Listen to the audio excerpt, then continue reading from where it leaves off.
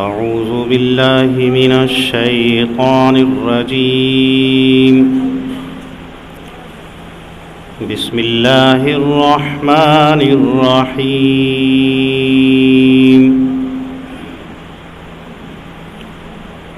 وقل لعبادي يقولوا التي هي أحسن إن الشيطان ينزغ بينهم إن الشيطان كان للإنسان عدوا مبينا. ربكم أعلم بكم إن يشأ يرحمكم أو إن يشأ يعذبكم وما أرسلناك عليهم وكيلا.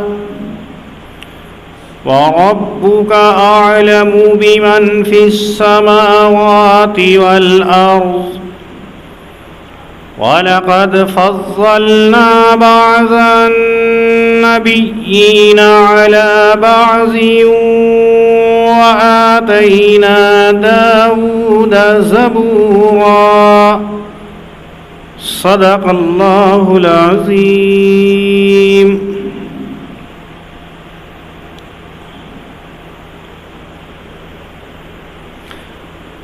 حضرت نبی اکرم صلی اللہ علیہ وسلم، اللہ نے آپ کو آخری نبی اور اپنا آخری رسول بنا کر کے بھیجا. آپ کے بعد میں قیامت تک نہ کوئی نبی آنے والا ہے نہ کوئی رسول آنے والا ہے. اللہ نے آپ کو تمام انبیاؤں کا سردار بنا کر کے بھیجا ہے. آپ کے دین کو قیامت تک کے لیے آخری دین بنا کر کے بھیجا ہے. اس لیے نبی اکرم صلی اللہ علیہ وسلم کو کچھ نصیحتیں کی تھیں، اور ان نصیحتوں میں سے ایک نصیحت ہے جو یہاں ذکر کی گئی ہے کہ میرے بندے جو ہیں ان بندوں سے میٹھے لہجے کے اندر بات کرنا ہے، نرم لہجے کے اندر بات کرنا ہے. وہ لوگ جو اللہ رب العزت کے وجود کے منکر، وہ لوگ جو اللہ رب العزت کو ماننے والے نہیں، وہ لوگ جو فرشتوں اور جناتوں کو اپنا پیشوا اور مقتدی سمجھتے ہیں، وہ لوگ جو 360 معبودان باطلہ کا عقیدہ رکھتے ہیں، وہ لوگ جو اللہ رب العزت کا نام سن کر کے بے چین ہو جاتے ہیں، ایسے لوگوں سے بھی گفتگو کرنی ہے تو کیسے کرنی ہے؟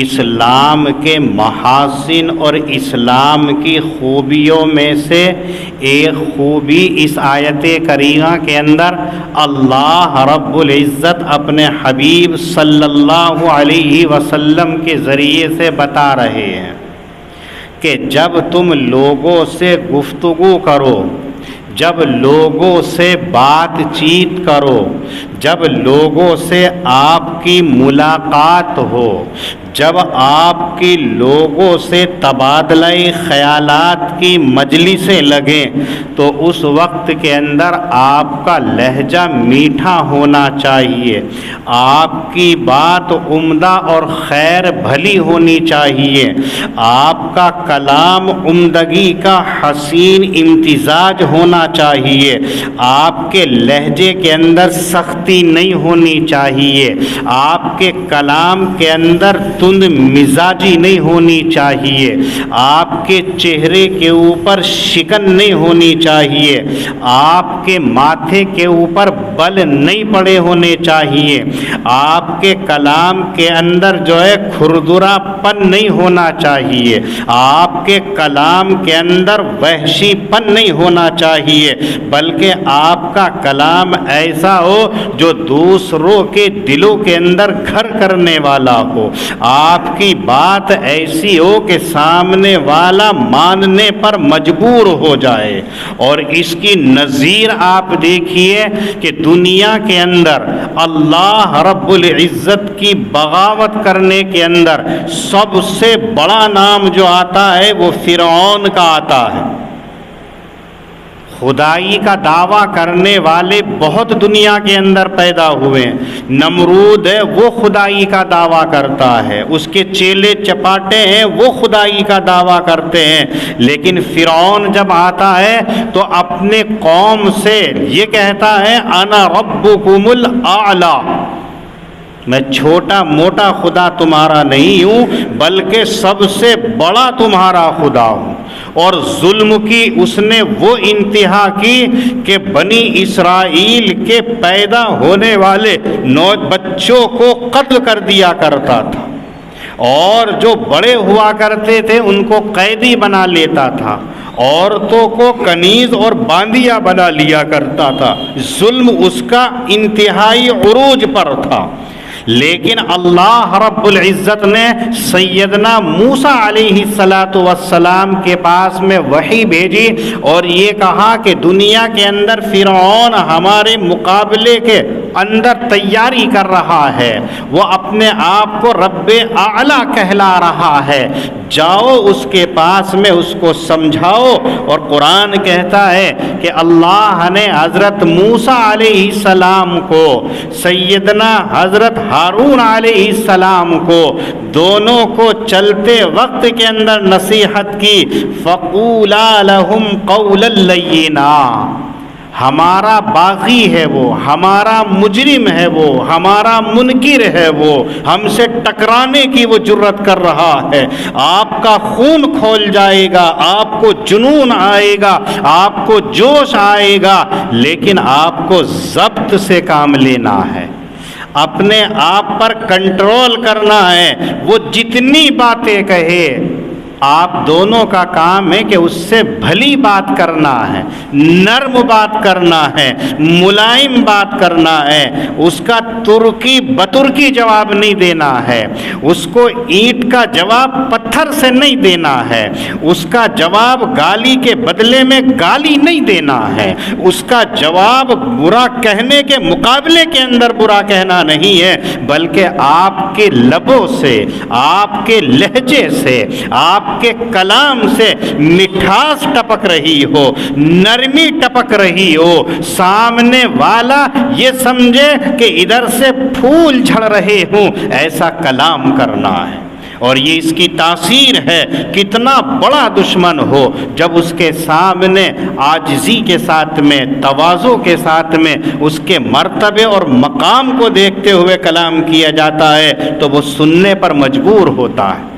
اور اگر آپ اسی کے لہجے کے اندر بات کریں تو ظاہر ہے کہ دونوں کے اندر چنگاری سلگ رہی ہے، دونوں کے اندر اشتعال ہے، اس وقت کے اندر وہ بات سننے کے موڈ میں نہیں ہوتا ہے، بات نہیں سنتا ہے۔ آپ دیکھیے جب آدمی کو غصہ آتا ہے تو وہ اچھے اور برے کا امتیاز کھو دیتا ہے، بڑے اور چھوٹے کا درجہ کھو دیتا ہے، اپنے اور پرائے کا فرق ختم کر دیتا ہے، بس وہ اپنے غصے کے اوپر کنٹرول نہ کر کے اپنا آپا کھو دیتا ہے۔ نتیجہ کیا ہوتا ہے؟ وہ اپنوں سے بھی دور ہو جاتا ہے اور غیروں کی نظر کے اندر بھی گر جاتا ہے اور اللہ کی نظر کے اندر تو گر ہی جاتا ہے۔ آج یہ خرابی ہمارے اندر بھی آ رہی ہے، اگر غصہ ہے تو آؤٹ آف کنٹرول۔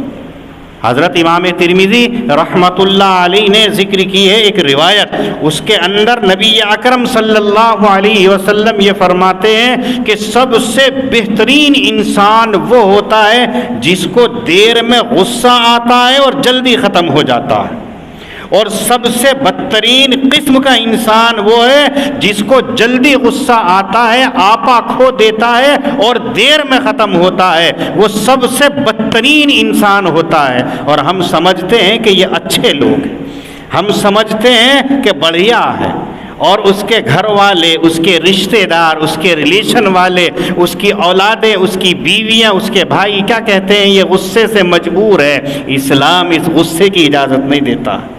جو ایسا غصے کے اندر ہوتا ہے اللہ کا مجرم ہوتا ہے، اللہ کا باغی ہوتا ہے۔ غصے کے وقت کے اندر ضبط کر لینا یہ سب سے بڑا ہے۔ کسی عارف سے یہ معلوم کیا تھا کہ صابر کون ہوتا ہے، اس نے یہ کہا جو اپنے جذبات پر قابو پالے وہ صابر ہے، جو اپنے جذبات پر قابو نہ پائے وہ صابر نہیں ہے۔ بھائی کا انتقال ہو رہا ہے، بے تحاشا اس کو رونا آ رہا ہے، لیکن وہ یہ سوچے کہ میرے رب کا حکم یہ ہے آنسو نہ بہائے جائے۔ یہ اللہ کی امانت تھی، اللہ نے اپنی امانت لے لی ہے، تو اس کی امانت تھی، اس نے لی ہے۔ آپ کی آنکھوں سے آنسو نکل رہے ہیں، غیر اختیاری ہیں، کچھ حرج نہیں ہے، لیکن دہاڑے مار کر کے رونا ہے، نوحہ کر کے رونا ہے، بین کر کے رونا ہے، ماتم کر رہا ہے، وہ اجازت نہیں ہے۔ کر سکتے ہیں آپ، لیکن آپ نے کنٹرول کر لیا، یہ ہے صابر، اس کے اوپر اجر ملتا ہے۔ پہلے تو کئی دن تک رونا پیٹنا ہوگا، پھر بعد کے اندر جب رونا ختم ہو جائے گا، آنسو ختم ہو جائیں گے، اب کیا کہتا ہے؟ ان اللہ مع الصابرین، میں صبر کر رہا ہوں، اللہ تو صبر کرنے والوں کے ساتھ میں۔ یہ صبر نہیں کہلاتا، یہ تو اب آپ کی انرجی ختم ہو گئی ہے، آپ کے رونے کی، آپ کے ماتم کرنے کا، آپ کا یہ سارا ختم ہو گیا، اب اس کا نام صبر نہیں ہے۔ صبر یہ ہے جب آپ اس پر قابو نہیں پا سکتے تھے، قابو پایا، یہ اللہ تعالیٰ پسند کرتے۔ ایسے غصہ ہے جب آپ کے سامنے فریق مخالف آپ کی شان میں ایسا کلام کرتا ہے جس سے جذبات بھڑک سکتے ہیں، آپ کو گالی دے رہا ہے، آپ کو برا کہہ رہا ہے، اس وقت کے اندر اس سے نرم بات کرنا ہے تو وہ یقیناً جو ہے مؤثر ہوگا۔ آپ نے کتابوں کے اندر، تقریروں کے اندر، بیانوں کے اندر واقعہ سنا ہوگا کہ نبی اکرم صلی اللہ علیہ وسلم ایک مرتبہ درخت پر تلوار لٹکا کر کے اس کے سائے کے اندر آرام فرما رہے ہیں۔ ایک دشمن جو آپ کا جانی دشمن تھا، بہت دنوں سے پیچھے لگا ہوا تھا، اس نے موقع پایا کہ آج یہ اپنے صحابہ سے بہت دور ہے اور تنے تنہا ہے، آرام کر رہا ہے، میں جاؤں اور جا کر کے اس کا کام تمام کر دوں۔ وہ شخص چپکے جاتا ہے، تلوار کو اٹھاتا ہے اور نبی اکرم صلی اللہ علیہ وسلم کو للکار کر کے یہ کہتا ہے، اے محمد بتا آج تجھے میرے ہاتھوں سے کون بچائے گا؟ آج تیرے ساتھی تیرے پاس میں نہیں ہے، آج تیرا ہتھیار تیرے پاس میں نہیں ہے، آج میں ہوں اور تیری تلوار میرے پاس میں ہے، بتا کون بچائے گا؟ کتنا سخت اس نے کہا ہے، مورخین حیران ہیں، محدثین نے یہ روایت نقل کی ہے کہ آپ صلی اللہ علیہ وسلم ذرا سے نہیں گھبرائے، ذرا سے روب کے اندر نہیں آئے، اس کے لہجے کے اندر کلام نہیں کیا، ترکی بترکی جواب نہیں دیا، بلکہ آقا علیہ الصلاۃ والسلام کہتے ہیں میرا رب مجھے بچائے گا۔ آپ نے سخت لہجے میں نہیں کہا، اتنے مٹھاس کے اندر کہا ہے۔ وہی شخص ہے جو بعد میں کہتا ہے نہ جانے آپ کے کلام کے اندر کیا تاثیر تھی کہ تلوار میرے ہاتھ سے چھوٹ کر کے گر جاتی ہے، تھر تھر کانپنے لگتا ہوں اور میں کہتا ہوں یا رسول اللہ یہ کیا ہوا؟ آپ تلوار اٹھاتے ہیں اور مجھ سے کہتے ہیں بتا تجھے آج کون بچائے گا؟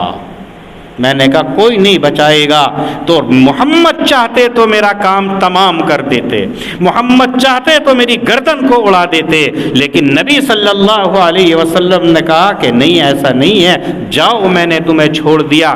یہ ہے نرمی، جس کا نتیجہ یہ ہوا کہ وہ نبی اکرم صلی اللہ علیہ وسلم کا غلام بن گیا ہے۔ یہ ہے اسلام کہ نرمی سے پھیلا ہے۔ یہ ایک اصول اور ایک ضابطہ اس آیت کریمہ کے اندر اللہ رب العزت ذکر فرما رہے ہیں کہ اے محمد صلی اللہ علیہ وسلم آپ لوگوں سے جو مخالف ہیں، جو آپ کو نہیں مانتے ہیں، جو آپ کے رخنہ ڈال رہے ہیں، رکاوٹیں ڈال رہے ہیں، آپ ان سے کہہ دیجئے بھلی بات کہا کریں۔ یقولوا التی ہی احسن، اے محمد صلی اللہ علیہ وسلم آپ اپنے ماننے والوں سے کہہ دیجئے اچھی بات کہیں۔ خیر کی بات کہیں۔ آج ہم یہ سوچتے ہیں کہ ہمیں اس کے لہجے کے اندر، اسی کے انداز کے اندر جواب دینا ہے، نہیں، اس سے کیا ہوتا ہے؟ بگاڑ پیدا ہوتا ہے۔ آپ کر کے دیکھ لیجئے، آزما کر کے دیکھ لیجئے، اگر ایک نے گالی دی ہے، آپ بھی گالی دیں گے تو وہ اس کے جواب کے اندر 2 گالیاں دے گا، پھر تیسرا دے گا، اور شیطان چنگاری کو سلوائے گا اور نتیجہ آپ کی مار دھاڑ تک پہنچ جائے گا۔ کتنی خرابیاں ہوں گی۔ لیکن آپ نے اس سے نرمی کے اندر گفتگو کی ہے، کتنا سخت کہہ رہا ہے، لیکن آپ کا لہجہ نرم ہی ہونا چاہیے۔ یہ ایک دعوت کا اصول، یہ سامنے والوں سے بات کرنے کا ایک ضابطہ بیان کیا ہے۔ لوگ یہ سمجھتے ہیں کہ ہم نرمی سے بات کریں گے تو سامنے والا ہم پر حاوی ہو جائے گا، نہیں، جس نے ہمیں حکم دیا ہے آپ اس کو دیکھیے نا۔ ہمارے رسول نے ہمیں بتایا، اور رسول کو رسول کے خدا نے حکم دیا ہے، ہم رسول کی بات اور رسول کے رب کی بات مان رہے ہیں، تو رسول کا رب ہمیں کیسے چھوڑ سکتا ہے؟ یہ ہماری سوچ غلط ہوتی ہے، یہ ہمارا نظریہ غلط ہوتا ہے۔ اس لیے جب بھی آپ کا دشمن ہو، آپ کا مخالف ہو، آپ کو نرمی، حسن اخلاق کو اپنانا ہے۔ اسلام جو ہوتا ہے، اسلام جو آپ دعوت دیتا ہے، وہ پیار محبت کی، اخوت کی، بھائی چارے کی دیتا ہے، نفرت کی نہیں دیتا ہے، مخالفت کی نہیں دیتا ہے، منازعات کی نہیں دیتا ہے، جھگڑے کی نہیں دیتا ہے، آپسی رنجش کی نہیں دیتا ہے۔ اسلام ملاتا ہے، اور اس کے لیے سب سے بہترین چیز ہے کہ اچھی بات کہنی چاہیے۔ پھر کہا ان الشیطان ینزغ بینہم، شیطان تمہارے درمیان کے اندر جھڑپ کرواتا ہے۔ شیطان کا کام یہ ہے کہ وہ آپس کے اندر جھگڑا کرا لے۔ ایک روایت کے اندر آتا ہے کہ نبی اکرم صلی اللہ علیہ وسلم فرماتے ہیں کہ شیطان اس بات سے مایوس ہو چکا ہے کہ اب تم اس کی عبادت کرو، لیکن وہ اس بات سے پر امید ہے کہ تم میں آپس میں اختلاف کراتا رہے، لڑائی جھگڑا کراتا رہے، چغل خوری کراتا رہے، ایک دوسرے کے اوپر الزام تراشی کراتا رہے، بہتان تراشی کراتا رہے، اور اسی سے آپس کے اندر آپ دستے گریباں ہوتے رہے، اسی سے وہ راضی اور خوش ہوتا ہے۔ جب آپ یہ دیکھو ضابطہ کہ سامنے والے سے لڑائی ہو سکتی ہے، موڈ آف ہو سکتا ہے، سامنے والے سے میری بول چال بند ہو سکتی ہے، سامنے والے سے میری ناکا چاکی ہو سکتی ہے، فوری طور پر جو ہے سمجھ لو کہ شیطان ایسا کام کر رہا ہے، اس راستے کو چھوڑ دو۔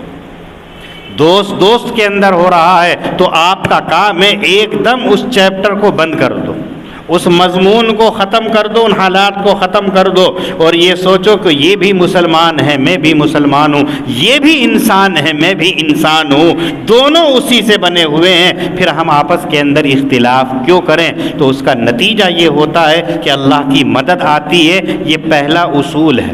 کسی کو دعوت دینی ہے، کسی کی اصلاح کرنی ہے۔ آپ دیکھیے، ہم دیکھتے ہیں کہ مسلمانوں کے اندر کتنی خرابیاں آ گئی ہیں۔ کوئی شراب نوشی کے اندر پڑا ہوا ہے، کوئی جوا سٹے کے اندر پڑا ہوا ہے، کوئی قمار بازی کے اندر لگا ہوا ہے، کوئی گالی گلوچ کے اندر لگا ہوا ہے، کوئی ظلم و ستم کے اندر لگا ہوا ہے، کوئی ایک دوسرے کی پگڑیاں اچھالنے پر لگا ہوا ہے۔ یہ تمام کام ہیں جو خرابیاں ہیں، اس کو ہمیں اصلاح کرنی ہے۔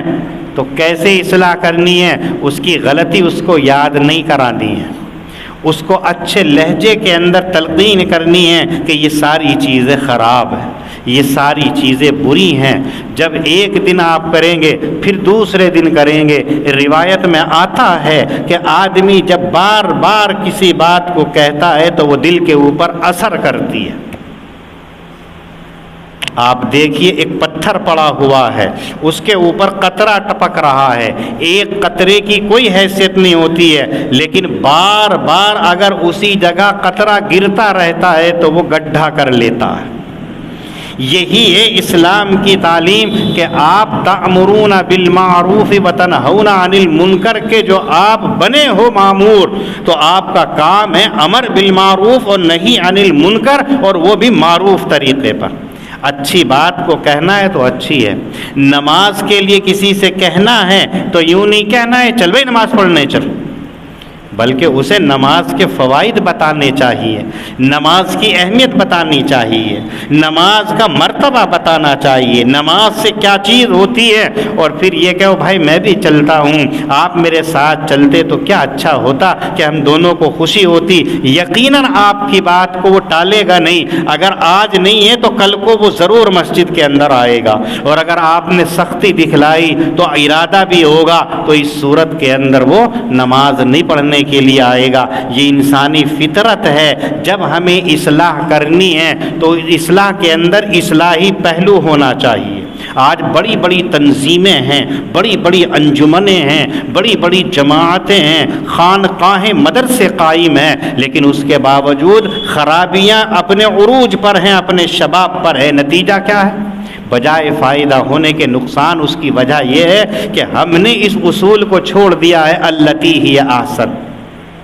سامنے والے کو اس کو عیب گنانے لگتے ہیں، تیرے اندر یہ خرابی ہے، تیرے اندر یہ خرابی ہے، تیرے اندر یہ برائی ہے، تو وہ کہے گا جب اتنی ساری اس کو پتہ ہے کرنے دے، مجھے کیا ضرورت پڑ رہی ہے۔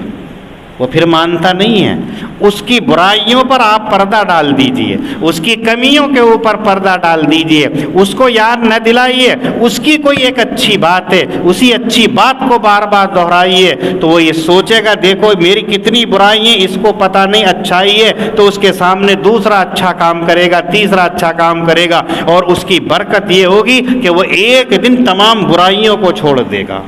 ایسے ہی ذکر کو دیکھیے گا، بہت سارے لوگ ہوا کرتے ہیں، دعا مانگتے ہیں لیکن کہتے ہیں دعا کا اثر نہیں ہو رہا ہے۔ بہت سارے تسبیحات پڑھتے ہیں، کسی عالم کے پاس جائیں گے، کسی اللہ والے کے پاس میں جائیں گے، انہوں نے کہہ دیا پڑھتے جاؤ پڑھتے جاؤ، پڑھ رہا ہے پھر بھی کہتا ہے کچھ اثر تو ہو ہی نہیں رہا ہے، کوئی اثر تو ہو ہی نہیں رہا ہے۔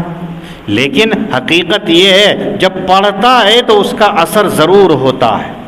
آپ اس پانی کے قطرے کو دیکھیے، ایک قطرے کی کوئی حیثیت نہیں ہوتی ہے، لیکن جب بار بار وہ قطرہ گرتا رہتا ہے تو وہ اثر ڈالتا ہے۔ جب بار بار آپ ذکر کریں گے تو آپ کے دل کے اندر نور پیدا ہوگا، جب بار بار کسی کو اچھی بات کہیں گے تو یقیناً وہ آپ سے متاثر ہوگا اور آپ کی بات کو مانے گا اور آپ کی بات کو سنے گا۔ لیکن ہم نے اس کو چھوڑ دیا، اور یہ سمجھ لو کہ جب ایسے اسباب بن رہے ہیں تو شیطان جھڑپ کروا رہا ہے۔ ان الشیطان کان للانسان عدوا مبینا، شیطان تمہارا کھلا دشمن ہے۔ شیطان سامنے آ کر کے آپ سے یہ نہیں کہے گا میں شیطان ہوں، بلکہ شیطان آپ جیسے حالت کے اندر ہوں گے اسی شکل کے اندر آئے گا۔ آپ نے مشہور واقعہ دیکھا ہوگا کہ حضرت امیر معاویہ رضی اللہ تعالی عنہ، ان کا ہمیشہ کا معمول تھا کہ وہ تہجد پڑھا کرتے تھے۔ اپنی زندگی میں کبھی انہوں نے تہجد کو نہیں چھوڑا ہے۔ شیطان ان کے پیچھے لگ گیا اور یہ ارادہ کیا کہ ایک نہ ایک دن میں ان کی تہجد چھڑوا کر کے رہوں گا۔ تو اب شیطان نے ایک دن غلبہ ایسا کرا کہ وہ پورے دن کے تھکے ہوئے کام کے سرکاری کام کیا، رات کو دیر تک کام کرتے رہے، کام کرتے کرتے تھکان ہو گئی۔ انسانی فطرت ہے، اگر تھک جاتا ہے کوئی بات ہے تو اسے نیند آنے لگتی ہے۔ آپ مجمع کے اندر دیکھ لو، تھوڑی دیر بیٹھو گے تو کسی کو نیند آنے لگے گی، کسی کو اونگ آنے لگے، تھکے ہوئے دن بھر کے کام کرے ہوئے ہیں۔ آپ پورے دن دکان پر بیٹھے رہتے ہیں، اگر ایک منٹ وہاں دکان بند کر لی تو آپ کا سامان غائب ہو جائے گا۔ وہ برقعے والے آئے گی نیچے کو لے جائے گی، کوئی دوسرا آئے گا پٹلیا میں رکھ کے لے جائے گا۔ وہاں اگر نیند بھی آئے گی تو آنکھ کھول کھول کر کے رکھیں گے، پانی پئیں گے، چائے پئیں گے، لیکن جہاں مجلس ذکر ہوگی وہاں ہماری آنکھ بند ہو جائے گی۔ کیوں؟ اس لیے کہ اب نیند آ رہی ہے، غنودگی آ رہی ہے، اللہ کی طرف سے سکینہ نازل ہو رہا ہے۔ اگر یہاں سو بھی گئے تو کیا نقصان ہو رہا ہے؟ کچھ نقصان نہیں ہے، لیکن بڑا نقصان یہیں پر ہے۔ نہ جانے وہ بات جو ہماری اصلاح کا سبب ہو جائے، نہ جانے وہ بات جو اللہ کو بے حد مقبول ہو اور وہ ہمارے دل کے اندر گھر جائے، وہ سونے کی حالت کے اندر ہم سے چوک گئی تو ہمارا بیٹھنا بیکار ہو گیا ہے۔ لیکن چونکہ ابھی یہ ہماری نظروں سے اوجھل ہوتا ہے تو تھکان ہوتی ہے، نیند آ جاتی ہے، تو امیر معاویہ رضی اللہ تعالیٰ عنہ کو ایک مرتبہ آنکھ نہیں کھلی۔ شیطان بڑا خوش ہوا، اپنے چیلوں سے کہا کہ آج میری محنت کامیاب ہو گئی ہے، میں نے امیر معاویہ کو آج تہجد سے روک دیا۔ امیر معاویہ رضی اللہ تعالیٰ عنہ کی آنکھ کھلتی ہے جب صبح ہو جاتی ہے، جلدی سے فجر کی نماز ادا کرتے ہیں اور پھر تہجد کے چھوٹنے کے اوپر جو پھوٹ پھوٹ کر کے روتے ہیں۔ آپ یہاں یہ بھی یاد رکھیے، بہت سارے لوگ امیر معاویہ رضی اللہ تعالیٰ عنہ کی شان میں بھی گستاخی کرتے ہیں کہ انہوں نے اپنے بیٹے یزید کو بادشاہ بنا دیا اور یزید نے حضرت حسین رضی اللہ تعالیٰ عنہ کو شہید کرایا، کتنا غلط کام کیا۔ نہیں، ایسا نہیں ہے۔ نبی اکرم صلی اللہ علیہ وسلم کے صحابی ہیں، کتنا بڑا درجہ ہے۔ آپ دیکھیے، امام اعظم ابو حنیفہ رحمۃ اللہ علیہ کے شاگرد عبداللہ ابن مبارک رحمۃ اللہ علیہ اور امام بخاری رحمۃ اللہ علیہ کے استاد عبداللہ ابن مبارک رحمۃ اللہ علیہ ہیں۔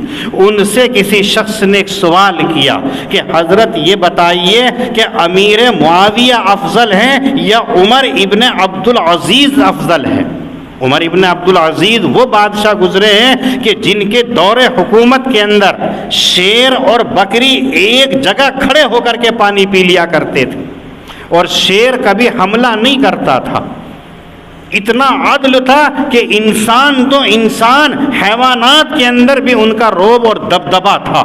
ایسی حکومت اور ایسی خلافت حضرت عمر ابن عبد العزیز رحمۃ اللہ علیہ نے کی۔ ایک لمحے کے لیے اللہ سے غافل نہیں ہوئے ہیں، ایک لمحے کے لیے کبھی عبادت سے غافل نہیں ہوئے ہیں۔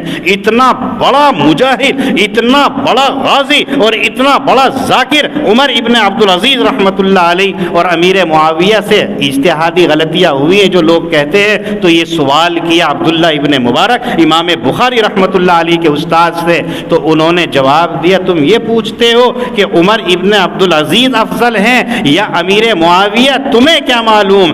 امیر معاویہ جس گھوڑے پر بیٹھ کر کے نبی اکرم صلی اللہ علیہ وسلم کے ساتھ کسی سفر کے اندر گئے اور چلتے چلتے دوڑتے دوڑتے گھوڑوں کے کھروں اور پاؤں سے جو گرد اڑتا ہے اور وہ گرد اڑ کر کے حضرت امیر معاویہ رضی اللہ تعالیٰ عنہ کے گھوڑے کی ناک کے نتنوں کے اندر جمع ہو کر کے وہ نجاست بن جاتی ہے، حضرت عمر ابن عبد العزیز تو اس کی برابر بھی نہیں ہے۔ امیر معاویہ کا تو پوچھنا کیا ہے، جس گھوڑے پر بیٹھ کر کے گئے ہیں اس کی ناک کی ریزش بھی عمر ابن عبد العزیز سے افضل ہے، اس لیے کہ امیر معاویہ وہ ہیں جنہوں نے نبی کریم صلی اللہ علیہ وسلم کی صحبت اختیار کی ہے، کاتبین وحی میں سے ہے۔ اتنا بڑا درجہ ہے امیر معاویہ کا، اور آج لوگ دھڑلے سے امیر معاویہ کی شان میں گستاخی کر دیتے ہیں۔ مسلمانوں کے لیے اس کی اجازت نہیں ہے۔ تو حضرت امیر معاویہ تہجد چھوٹنے پر جو روئے ہیں اور پورے دن روتے رہے، رات ہوتی ہے سو جاتے ہیں، تہجد کا وقت ہوتا ہے تو آپ کا پیر ہلا کر کے ایک شخص کہتا ہے حضرت اٹھ جائیے تہجد کا وقت ہو گیا ہے۔ ہم میں سے اگر کوئی ہوتا تو سمجھ لیتا کہ میں جو کل رویا ہوں اللہ سے مانگا ہے، اللہ نے میرا انتظام یہ کر دیا، کسی فرشتے کو بھیج دیا مجھے جگانے کے لیے، کیونکہ آدمی آج کے دور کے اندر اپنی عبادت پر ناز کرنے والا ہے، جبکہ ہم اور آپ عبادت کرنے پر ناز نہ جانے اللہ نے قبول کی ہے یا نہیں کی ہے۔ ہماری عبادتیں وہ عبادت تھوڑی ہے، ہماری نمازیں وہ نمازیں تھوڑی ہے۔ نماز تو وہ ہوتی ہے جو انسان کو برے کاموں سے روک دیتی ہے، قرآن ہی نماز کی صفت بیان کرتا ہے۔ اور ہم نماز پڑھتے ہیں، اپنے گریباں میں جھانک کر کے دیکھیں کہ کتنے ہم ککرم کرتے ہیں، کتنے ہم گناہ کرتے ہیں، کتنی ہم اللہ کی نافرمانیاں کرتے ہیں، اور پھر نماز پڑھتے ہیں تو ہماری نماز کہاں ہے؟ نماز تو حضرات صحابہ رضی اللہ عنہم اجمعین کی تھی، وہ نماز پڑھتے تھے۔ تو امیر معاویہ کی آنکھ کھلی اور وہ آدمی اٹھا کر کے چل دیا، تو وہ صحابی رسول تھے، ایک دم سے اٹھتے ہیں اور اس کا ہاتھ پکڑتے ہیں اور یہ کہتے ہیں میرے محل سرا کے اندر تو کون ہے؟ چاروں طرف پہرا دینے والے پہرے دار موجود ہیں، حفاظتی دستہ باڈی گارڈ موجود ہے، تجھے کیسے اندر آنے کی ضرورت ہوئی؟ کس نے بھیجا ہے؟ ہاتھ اتنا سخت پکڑا تو وہ چھڑا نہیں سکا ہے۔ وہ کہتا ہے تم تہجد کی نماز پڑھ لو، تمہیں نماز چھوٹنے پر پچھتاوا ہوتا ہے، تمہیں تو خوش ہونا چاہیے کہ تمہیں میں نے اٹھا دیا، نماز پڑھ لیجئے، آپ تہجد پڑھ لو گے، تمہیں کیا لینا میں کون ہوں کون نہیں۔ حضرت امیر معاویہ کہتے ہیں ویسے چھوڑ دو، ایسا نہیں ہے، پہلے بتا تو کون ہے؟ تو وہ کہتا ہے انا الشیطان، میں شیطان ہوں۔ تو امیر معاویہ کہنے لگے شیطان اور اسے نماز کے لیے اٹھانا، یہ تو تعجب کی بات ہے، وہ تو لوگوں کو نماز سے دور کرنے کی دعوت دیتا ہے اور تو مجھے نماز پڑھنے کے لیے کہہ رہا ہے، بات کیا ہے؟ تو شیطان کہتا ہے کل میں نے تم پر جو ہے غفلت طاری کر دی، تم نے تہجد نہیں پڑھی ہے، اور اس کے پچھتانے پر جو تم روئے ہیں، تو اللہ رب العزت تہجد پڑھنے پر تمہیں جتنا نوازتا تھا، نہ پڑھنے کے اوپر پچھتانے کے اوپر اس سے 70 گنا تمہیں نواز دیا، تو میں اس پر راضی ہو گیا تجھے 1% ہی مل جائے۔ یہ ہے شیطان کا کام۔ تو شیطان جس کے پاس جاتا ہے اسی کے رنگ میں جاتا ہے۔ آپ عالم ہیں تو عالم کے لباس کے اندر آپ کے پاس جائے گا، آپ دنیا دار ہیں تو دنیا داروں کی شکل کے اندر آپ کے پاس میں جائے گا، آپ دشمن ہیں تو دشمن کی شکل کے اندر جائے گا۔ اسی کو کہہ رہے ہیں کہ شیطان انسان کا کھلا دشمن ہے، اگر وہ نماز کو بھی کہہ رہا ہے مت مان لینا، یقیناً اس کے اندر اس کی کوئی چال ضرور ہے، یقیناً کوئی ایسی چیز ہے، لیکن اللہ رب العزت کے حکم کو مت ٹالنا۔ ربکم اعلم بکم، اللہ تعالیٰ اس آیت کریمہ کے اندر فرماتے ہیں تمہارا رب تم سے خوب واقف ہے۔ تم تنہائی میں ہو، مجمع کے اندر ہو، تم دن کے اجالے کے اندر ہو، رات کی تاریکیوں کے اندر ہو، تم بڑوں کی محفل کے اندر ہو یا چھوٹوں کے جمگھٹے کے اندر ہو، سب جگہ تمہارا رب تم سے واقف ہے، تمہیں جانتا ہے۔ ان یشاء یرحمکم او ان یشاء یعذبکم، وہ چاہے تو تم پر رحم کر سکتا ہے، وہ چاہے تو تمہارے اوپر عذاب بھیج سکتا ہے، وہ ہر چیز کے اوپر قادر ہے۔ اور پھر نبی اکرم صلی اللہ علیہ وسلم کو ایک نصیحت دی ہے، ما ارسلناک علیہم وکیلا۔ حضرت نبی اکرم صلی اللہ علیہ وسلم کی طلب، کڑھن، بے چینی، بے قراری، اضطرابی یہ کیفیت تھی کہ ایک ایک اسلام والا ہو جائے، ایک ایک جنتی ہو جائے، ایک ایک اللہ والا ہو جائے۔ یہ نبی کریم صلی اللہ علیہ وسلم کی کڑن ہوا کرتی تھی اور اس کے اندر گھلے چلے جاتے تھے، اس کے اندر بے چینی رہتی تھی۔ تو نبی اکرم صلی اللہ علیہ وسلم کو کہا ارسلناک علیہم وکیلا، ہم نے آپ کو ان کی ذمہ داری لینے والا بنا کر کے نہیں بھیجا ہے، ہم نے آپ کو ان کا وکیل بنا کر کے نہیں بھیجا ہے، ہم نے آپ کو ان کا بیرسٹر بنا کر کے نہیں بھیجا ہے۔ انت علیہم بمسیطر، ان کا نگراں، ان کا نگہباں، ان کا وکیل، ان کا بیرسٹر، ان کا ذمہ دار تمہیں نہیں بنایا ہے کہ ان کا کام ہے مانے نہ مانے۔ اگر یہ آپ کی بات مان لیتے ہیں تو فائدہ ان کا ہے، اور اگر یہ بات نہیں مانتے ہیں تو نقصان ان کا ہے۔ اے محمد صلی اللہ علیہ وسلم آپ کا نہیں ہے، آپ کو نصیحت کی ہے لیکن آپ کے توسط سے نبی اکرم صلی اللہ علیہ وسلم کے ماننے والوں کو نصیحت کی ہے۔ آج ہمارے کیا ہے، اگر کسی کو 4 دفعہ سمجھا دیا، 5ویں دفعہ اگر ہوا تو کیا کرے، چھوڑ نہ مانتا مت مانو، نہیں، بے چینی تو ہونی چاہیے لیکن مجبور نہیں کرنا چاہیے، اس کا کام ہے۔ اسی کو اللہ نے فرمایا انک لا تہدی من احببت ولکن اللہ یہدی من یشاء۔ اے محمد صلی اللہ علیہ وسلم، آپ جس کو چاہتے ہیں ہدایت دینا آپ نہیں دے سکتے ہیں، یہ تو کام اللہ کا ہے، ہمارا ہے، ہم جس کو چاہتے ہیں ہدایت دیتے ہیں، جس کو چاہتے ہیں ہدایت سے محروم کر دیتے ہیں۔ آپ کا کام تو ہے بلغ ما انزل الیک من ربک، اپنے رب کے پیغامات میرے بندوں تک پہنچا دو، بس یہ تمہارا کام ہے، مانے یا نہ مانے یہ ان کا کام ہے، آپ کو مجبور نہیں۔ آج بھی یہی ہے، آپ اچھی بات بتا دو، مان لے بہت اچھی بات ہے، نہ مانے کوئی بات نہیں ہے۔ آپ نے کہہ دیا حاجی دلشاد میری طرف دیکھیے، وہ مان لے بہت اچھی بات ہے اور گردن جھکا کے بیٹھ جائے وہ ان کا کام ہے. آپ یوں نہ کہو کہ میری بات نہیں مانی ہے میں ان سے بات نہیں کروں گا، یہ آپ کا عمل نہیں ہے، یہ اسلام نہیں سکھاتا ہے. اسلام کہتا ہے ان کو کہتی ہے بات پہنچا دی بس کافی ہے. وَرَبُّكَ أَعْلَمُ بِمَنْ فِي السَّمَاوَاتِ وَالْأَرْضِ، اس جملے کے اندر اللہ نے یہ بتلا دیا زمینوں کے اندر ہو یا آسمانوں کے اندر ہو، زمینوں میں انسان ہو یا جنات ہو، آسمانوں میں ملائکہ ہوں، تمام کو اللہ رب العزت جانتا ہے، دیکھ رہا ہے، اس کی نظروں سے کوئی غافل نہیں ہے. آج ہم دیکھتے ہیں ہم نے کیمرہ لگا دیا تو وہ کیمرہ ایک جگہ بیٹھا ہوا ہے، آپ یہ سوچو کہ میں جو کر رہا ہوں پتہ نہیں ہے، لیکن وہ ساری باتیں آپ کی کیچ کرتا رہتا ہے، ریکارڈ کرتا ہے، اور جب چاہتا ہے وہ آپ کی پول کھول دیتا ہے. جب ایک دنیاوی صنعت نے، انسان کی کاریگری نے انسان کی پول کھولنے کے راز ظاہر کر دیے ہیں، تو جو رب ہے، کائنات کا خالق ہے اور مالک ہے، وہ تمام کو دیکھ رہا ہے، تو اس سے کیسے کوئی بچ سکتا ہے؟ اس سے کیسے نظروں سے اوجھل ہو سکتا ہے؟ اس لیے زمینوں کے اندر ہو، آسمانوں کے اندر ہو، تمام کو رب جانتا ہے. وَلَقَدْ فَضَّلْنَا بَعْضَ النَّبِيِّينَ عَلَى بَعْضٍ. کچھ لوگ نبی اکرم صلی اللہ علیہ وسلم کو نبی تو مانتے تھے لیکن اوروں سے چھوٹا مانتے تھے. کچھ لوگ نبی ہی نہیں مانتے تھے، اور جو نبی مانتے تھے تو کہتے تھے جو پہلے آئے وہ نبی ہے، یہ کا نبی ہے. اللہ نے کہہ دیا فضلنا بعض النبیین علی بعض، ہم نے بعض نبیوں کو بعض کے اوپر فضیلت دی ہے، بعض نبیوں کو بعض نبی سے افضل بنایا ہے. تیسرے پارے کے اندر اللہ نے کہا تلک الرسل فضلنا بعضهم علی بعض. تیسرا پارہ شروع کر رہے ہیں تو اللہ کہتے ہیں ہم نے رسولوں میں سے بعض کو بعض سے بڑا بنایا ہے، کسی کا درجہ بڑا بنایا ہے، کسی کا چھوٹا بنایا ہے، لیکن نبی اکرم صلی اللہ علیہ وسلم کا مرتبہ اللہ نے سب سے بڑا بنایا ہے.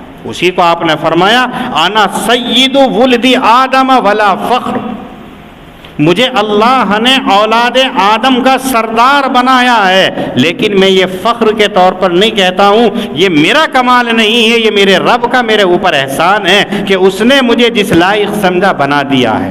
یہ ہے نبی اکرم صلی اللہ علیہ وسلم کی تعلیم، اور یہی تعلیم ہمیں اور آپ کو دینی ہے. ان تینوں آیتوں کا خلاصہ بھی یہی ہے کہ آدمی اپنے آپ کو کچھ نہ سمجھے، اپنی عبادت کو عبادت نہ سمجھے، اپنی ذات کو کچھ نہ سمجھے، اپنی طاقت کو کچھ نہ سمجھے، یہ ساری فانی ہے.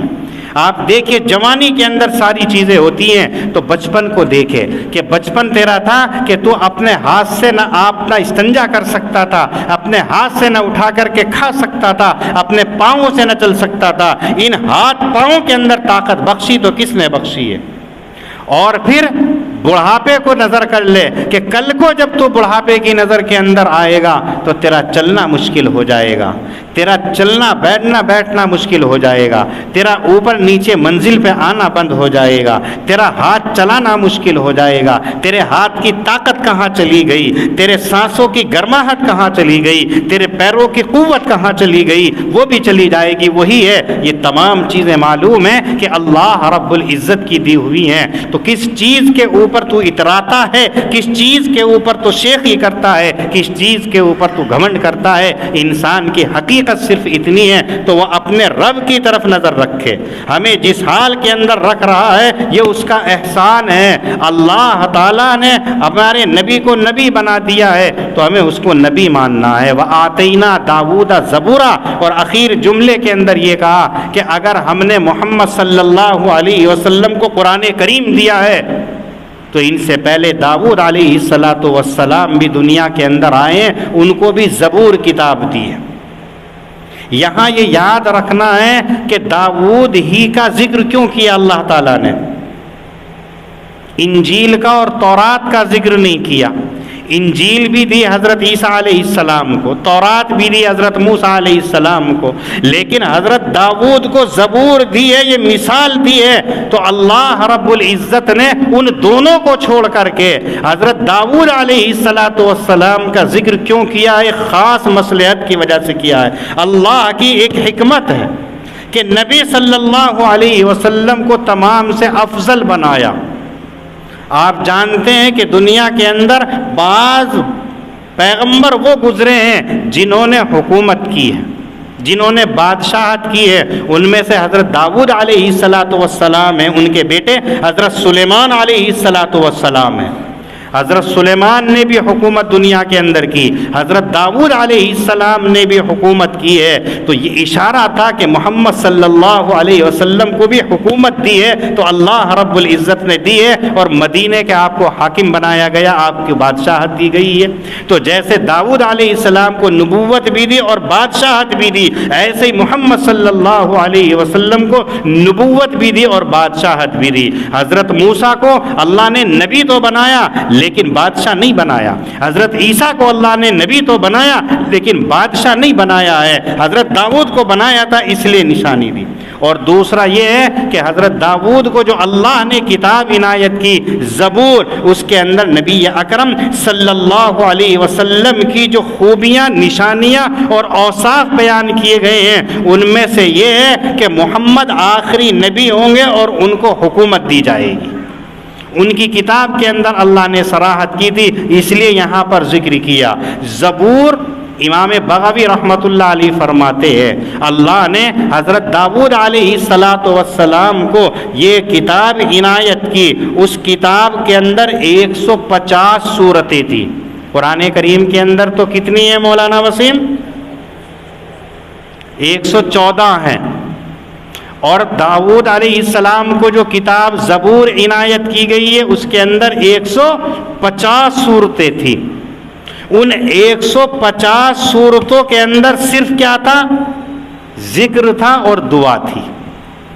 نہ اس کے اندر کوئی فرض تھا، نہ کوئی واجب تھا، نہ کوئی حکم تھا. اس پوری کتاب کے اندر اللہ نے حضرت داؤد علیہ الصلاۃ والسلام کی قوم کو جو حکم دیا تھا وہ کیا تھا؟ دعا کرنا، ذکر کرنا، دعا کرنا، ذکر کرنا. پوری 150 سورتوں کے اندر یہی تھا. قرآن کریم کے اندر ہے جو اللہ نے احکام نازل فرمائے ہیں کہ اب آپ کو کیا کرنا ہے، کس وقت کے اندر کیا کرنا ہے. زکوٰۃ دینی ہے، نماز پڑھنی ہے، حج کرنا ہے، روزہ رکھنا ہے، وحدانیت کے اوپر عمل کرنا ہے، حقوق کو ادا کرنا ہے. یہ خوبیاں ہیں قرآن کریم کی. اللہ رب العزت نے یہ آخری کتاب عنایت کی تو جو لوگ اعتراض کرنے والے تھے ان کو جواب دیا. حضرت داؤد کو ہم نے کتاب دی تو محمد کو کتاب دی. حضرت داؤد کو ہم نے حکومت دی تو محمد ابن عبداللہ محمد الرسول اللہ صلی اللہ علیہ وسلم کو ہم نے کتاب بھی دی اور حکومت بھی دی ہے. تو اس کے اندر خرابیاں کیا ہیں؟ تم لوگ مانتے کیوں نہیں ہو؟ چونکہ وہ لوگ یہ کہا کرتے تھے کہ محمد کل کا بچہ ہے، آج یہ نبوت کا دعویٰ کر رہا ہے، آج یہ مدینے کا بادشاہ بن رہا ہے، حکمراں بن رہا ہے، ہمیں یہ قبول نہیں ہے. اللہ نے اس کا جواب دیا. ان تینوں آیتوں کا خلاصہ اور نچوڑ صرف یہ ہے کہ اپنے اندر عاجزی پیدا کرنا ہے. جب کسی سامنے والے سے بات کی جائے تو اس کے اندر نرمی ہونی چاہیے، چاہے وہ آپ کا دشمن ہو، آپ کے عقیدے کا دشمن ہو، آپ کے دین کا دشمن ہو. اس سے سختی سے بات نہیں کرنی ہے، پیار سے بات کرنی، نرمی سے بات کرنی. یہ نرمی ہے جو دوسروں کو بھی اپنا بنا دیتا ہے.